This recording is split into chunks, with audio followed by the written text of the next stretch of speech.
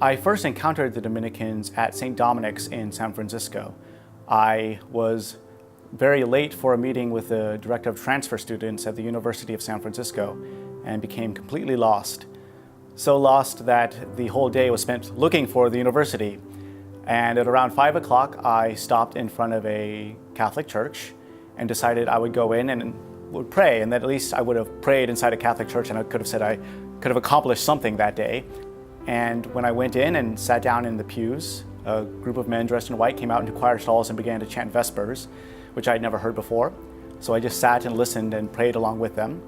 And soon that became my parish. And the more involved I became, the more parishioners and some of the friars would stop and ask me if I'd ever thought about being a priest.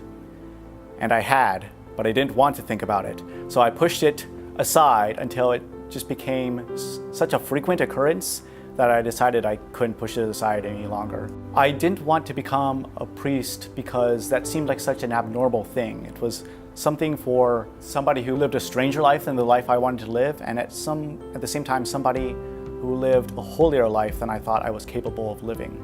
After graduating, I taught at an amazing liberal arts school for boys from grades 3rd through 8th. Teaching was an amazing experience, especially with 3rd grade boys who get into all sorts of mischief, and you can't really stay mad at them because it's such hilarious mischief.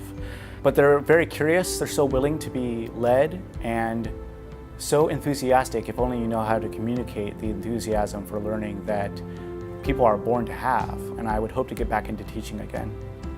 What changed my mind about the priesthood was really coming to a come and see weekend at St. Albert's, which interestingly enough was the first order I checked out, the first option for the priesthood that I checked out was the Dominicans. And I was blown away by the prayer life and the silence of the place, and by St. Dominic himself.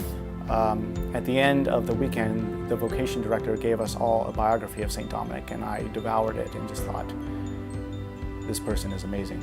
I want to be just like him.